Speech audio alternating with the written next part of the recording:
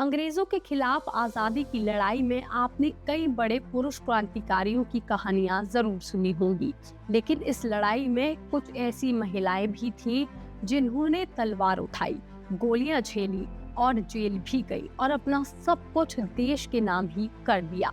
आज के इस वीडियो में हम आपको ऐसी ही 5 स्वतंत्रता सेनानियों की कहानी बताने जा रहे हैं। हम सब ने बचपन में सुभद्रा कुमारी चौहान की ये कविता तो जरूर सुनी होगी।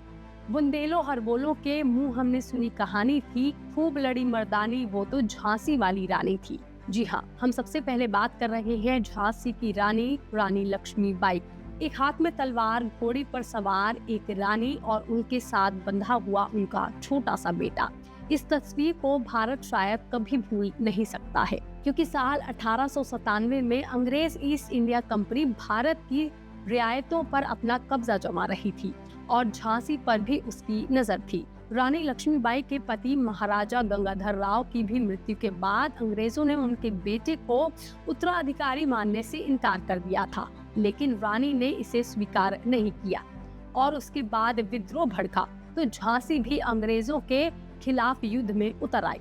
अंग्रेजी सेना ने झांसी के किले को चारों तरफ से घेर लिया, मगर रानी झुकने को तैयार नहीं हुई और तभी वो दृश्य सामने आया जिसने उन्हें इतिहास में अमर कर दिया। घोड़ी पर सवार, हाथ में तलवार और पीठ पर लगा उनका छोटा सा बेटा, और इसी तरह से वो अंग्रेजों के सामने आकर के खड़ी हो गई थी।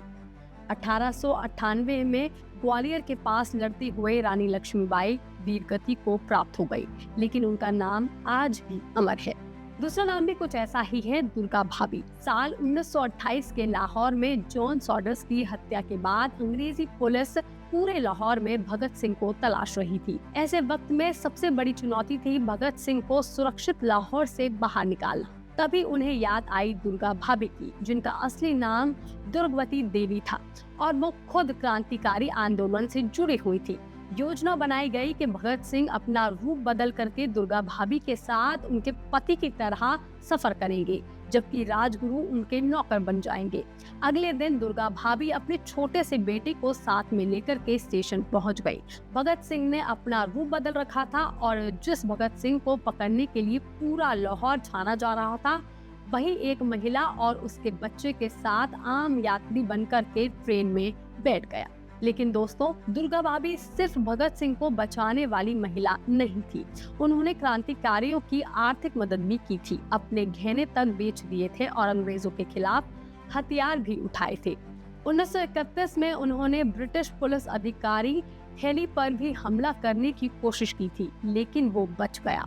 इसके बाद उन्हें गिरफ्तार करके जेल में भेज दिया गया था। इस लिस्ट में तीसरा नाम है मैडम भीकाजी कामा का। एक तरफ भारत अंग्रेजों की गुलामी में था और दूसरी तरफ भारत से हजारों किलोमीटर दूर यूरोप की धरती पर एक महिला भारत की आजादी का झंडा हाथ में लिए खड़ी थी। भारत की आजादी की लड़ाई सिर्फ भारत की जमीन पर ही नहीं चली थी, भारत की आवाज समुद्र पार भी पहुंचाई जा रही थी और उस आवाज को दुनिया के सामने रखने वाली थी मैडम भीकाजी कामा। वो विदेश में रहकर के भारतीय स्वतंत्रता के लिए काम कर रही थी। वहाँ से वो चाहती थी कि दुनिया सिर्फ ये ना जाने कि भारत ब्रिटिश साम्राज्य का हिस्सा है, बल्कि वो ये भी जाने कि भारत आजादी चाहता है। 1907 के एक जर्मनी के अंतर्राष्ट्रीय सम्मेलन में भीकाजी कामा भी पहुंची थी। उन्होंने भारत की स्वतंत्रता का मुद्दा वहां पर उठाया और भारतीय राष्ट्रीय ध्वज के एक शुरुआती रूप को भी दिखाया था। सोचिए, भारत उस वक्त गुलाम था, लेकिन भारत की आजादी का झंडा हजारों किलोमीटर दूर यूरोप की धरती पर भी एक महिला उठा रही थी। उन्होंने कभी बंदूक को लेकर के लड़ाई नहीं की थी, लेकिन दुनिया के सामने भारत की आजादी का सवाल खड़ा किया था। उनकी कहानी बताती है कि कभी कभी दुनिया के सामने अपने देश की आवाज उठाना भी एक क्रांति होती है। इस लिस्ट में चौथा नाम है सरोजिनी नायडू का। एक तरफ उन्हें भारत कोकिला कहा जाता था और दूसरी तरफ यही महिला अंग्रेजी हुकूमत की लाठियों के सामने हजारों सत्याग्रहियों के साथ खड़ी हो गई थी। सरोजिनी नायडू सिर्फ कविताएं लिखने वाली कवियत्री नहीं थी, उन्होंने अपनी आवाज को देश की आजादी की आवाज भी बना दिया था। 1925 में वो भारतीय राष्ट्रीय कांग्रेस की अध्यक्ष बनने वाली पहली भारतीय महिला भी बनी थी। लेकिन उनकी सबसे यादगार तस्वीर साल 1930 में सामने आई थी, जब गांधी जी के दांडी मार्च के बाद नमक सत्याग्रह में उन्होंने आंदोलनकारियों का नेतृत्व किया था। गांधी जी और कई बड़े नेता गिरफ्तार हो चुके थे।